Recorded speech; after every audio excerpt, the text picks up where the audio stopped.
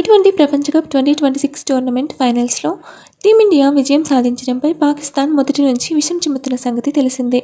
పాకిస్తాన్ మాజీ క్రికెటర్లు అందరూ ఈ మ్యాచ్పై వివాదాస్పద వ్యాఖ్యలు చేశారు. తొండాట ఆడి టీమిండియా గెలిచిందని పదే పదే చెబుతున్నారు. ఇండియాకు అనుకూలంగా పిచ్లు రెడీ చేసి టైటిల్ గెలిచారని ఆరోపణలు చేస్తున్నారు. ఇక ఈ నేపథ్యంలోనే పాకిస్తాన్ మాజీ ఓపెనర్ సల్మాన్ బట్ కూడా ఈ ఫైనల్ మ్యాచ్పై వివాదాస్పద వ్యాఖ్యలు చేశారు. టీమిండియా వర్సెస్ న్యూజిలాండ్ మధ్య జరిగిన మ్యాచ్ ఫిక్సింగ్ జరిగిందని ఆరోపణలు చేశారు. న్యూజిలాండ్ ప్లేయర్లు అమ్ముడుపోయారని, అందుకే టీమిండియా ఫైనల్లో అవలీలగా విజయం సాధించిందని బాంబు పేల్చాడు. ఫైనల్ మ్యాచ్ సందర్భంగా న్యూజిలాండ్ ప్లేయర్ల ముఖాన గోల్డ్ బిస్కెట్లు కొట్టారని బీసీసీఐని ఉద్దేశించి వివాదాస్పద వ్యాఖ్యలు చేశారు.